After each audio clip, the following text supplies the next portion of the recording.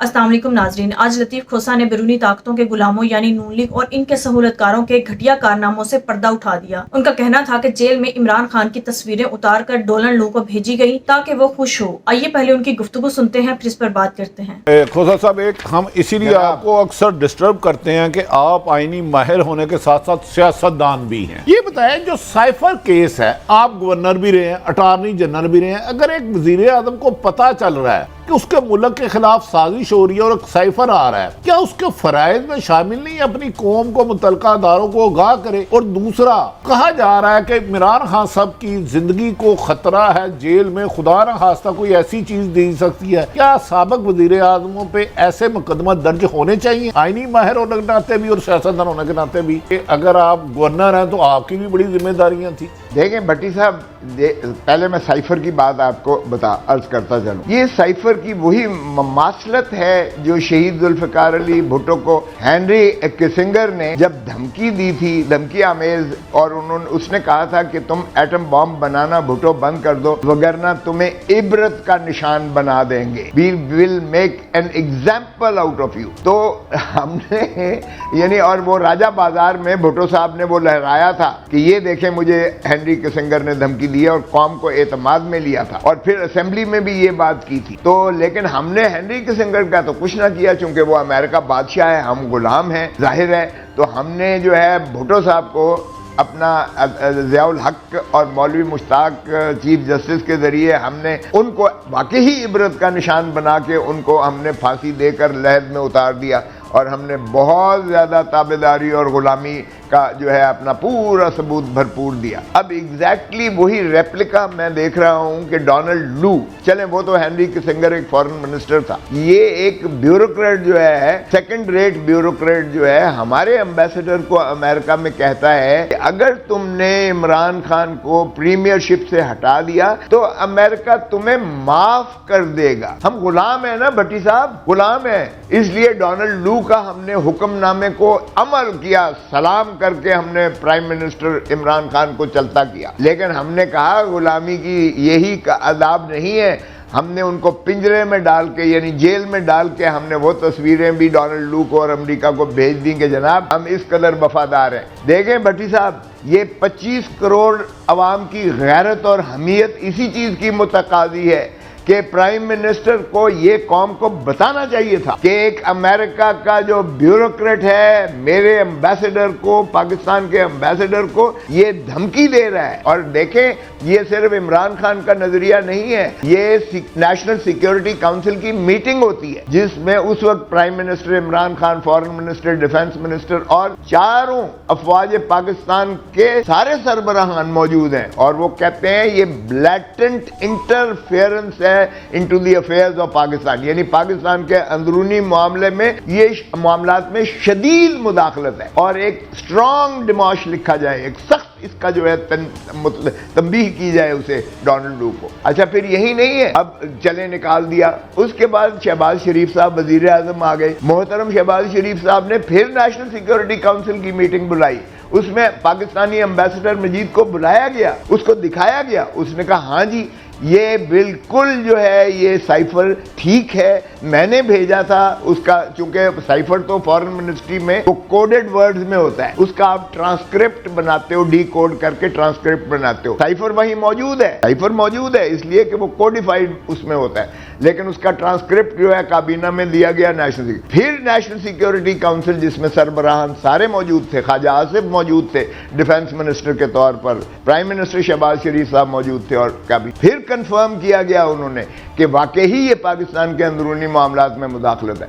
हाँ, अलबत्ता जब शहबाज शरीफ ने नेशनल असेंबली में तकरीर की तो उसने कहा जी ये तो तस्दीकन है कि उसने मुदाखलत की है और ये बातें की हैं, लेकिन ये साजिश नहीं है। इमरान खान को निकाला हमने नो कॉन्फिडेंस के जरिए, ये अमेरिका की साजिश पे हमने नहीं निकाला, इतना फर्क था। ये तो आपका सियासी बयानिया भट्टी साहब हो सकता है, लेकिन हकीकत ये है कि हमारी गैरत और हमीयत, और हम एक एटॉमिक पावर है, छठी बड़ी फौज हमारे पास दुनिया की मौजूद है, पाकिस्तान एक खुद मुख्तार रियासत है, کیا یہی خود مختاری کا تقاضا ہے؟ اور پرائم منسٹر کا اوتھ دیکھیں بھٹی صاحب، جو حلف اٹھاتا ہے اس حلف میں کہتا ہے کہ جو بھی معاملات میرے پاس آئیں گے میں، یعنی پاکستان کا پرائم منسٹر کو واحد یہ اختیار ہے، باقی سارے آپ حلف دیکھ لیں ان میں نہیں ہے۔ Prime minister as a chief executive, as a leader of the house in the National Assembly, اس کو یہ اختیار آئین نے دیا ہے کہ وہ اگر کوئی چیز قوم کی مفاد میں سمجھتا ہے، ملک کی مفاد میں سمجھتا ہے، تو وہ قوم اور ملک کو، وہ سیکرٹ بات بھی ہو تو وہ اس میں ان کو کانفیڈنس میں لے سکتا ہے، ان کو کھوسا صاحب آپ کیا سمجھتے ہیں جیسے ہم نے ذوالفقار علی بھٹو جیسے مقبول ترین لیڈر کو غلامی کی وجہ سے کھو دیا، کیا اب اسی سازش جہاں ان کی تصویریں عمران خان کی بھیجی جا رہی ہے، کیا یہ کیس بنتا بھی ہے کہ نہیں بنتا؟ اور مسلم لیگ نون کے لوگ شرط لگا رہے ہیں کہ اس میں عمران خان صاحب کو سزا ہوگی، آپ آئینی ماہر کے طور پہ بتائیں کیا سزا ہو سکتی ہے؟ اور خدا نہ خواستہ ذوالفقار علی بھٹو والی ہسٹری تو نہیں دہرائی جا سکتی؟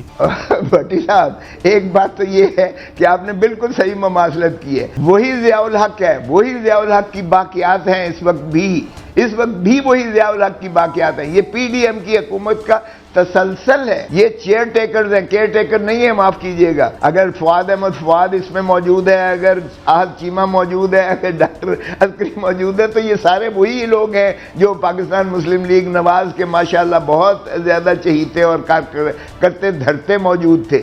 تو یہ تسلسل تو وہی ہے ضیاء الحق کی باقیات کا، چاہتے بھی یہ وہی ہیں۔ فرق یہ ہے بھٹی صاحب کہ اس میں سزائے موت نہیں ہو سکتی ہے، وہ بھٹو کو تو انہوں نے اس میں سزائے موت دی تھی، ایٹم بام کا تو خیر بالکل دھمکی یہی تھی، جو چیز بنتی ہی نہیں ہے، جرم ہی نہیں بنتا، ہم نے اس میں بھٹو صاحب کو لحد میں اتار دیا۔ اور یہ اس میں ایک دن، ایک لمحے کے لیے اس کیس میں محترم عمران خان کو جیل میں رکھنا، یہ اس قوم کے ساتھ زیادتی ہے، یہ 25 کروڑ عوام کی حمیت اور غیرت کو للکارنے کے مترادف ہے۔ شرم آنی چاہیے جنہوں نے بھی اسے اس کیس میں اندر رکھا ہوا ہے۔ میں کہتا ہوں کہ یہ کوئی کیس نہیں بنتا ہے، نہ صرف یہ کہ کیبنٹ نے اسے ڈی کلاسیفائی کر دیا تھا، یعنی ڈی کلاسیفائی بھی کر دیا تھا کہ یہ سیکرٹ نہیں ہے ڈاکیومنٹ، لیکن بھٹی صاحب میں آپ سے سوال کرتا ہوں، مجھے بتائیں کہ اس کے مندرجات سارے لے لیں، کیا اس سے کوئی قومی ہماری نیشنل سیکیورٹی خطرے میں پڑتی ہے؟ کون سی ہم نے تنصیبات ہیں جو دشمن کو اس کے ذریعے، اس مندرجات کے ذریعے اس کو آشکارا کر دیا ہے؟ 1923 میں آفیشل سیکریسی ایکٹ تاج برطانیہ نے آپ کو غلام رکھنے کے لیے اور یہاں گردن سے پکڑنے کے لیے یہ نافذ کیا تھا۔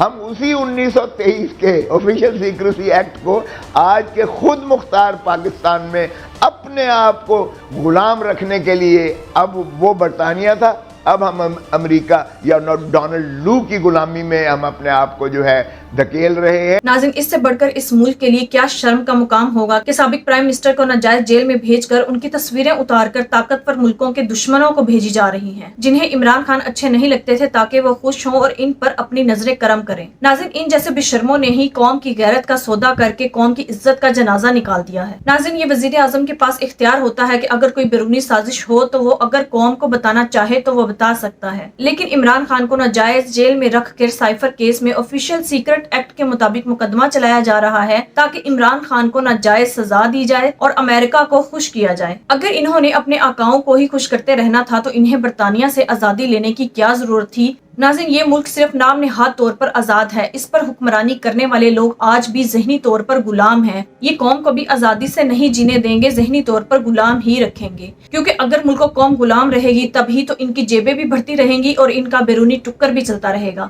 ناظرین، اس بارے میں آپ کی کیا رائے ہے؟ کامنٹ میں ضرور بتائیے گا۔ اگلی ویڈیو میں ملتے ہیں، تب تک کے لیے اللہ حافظ۔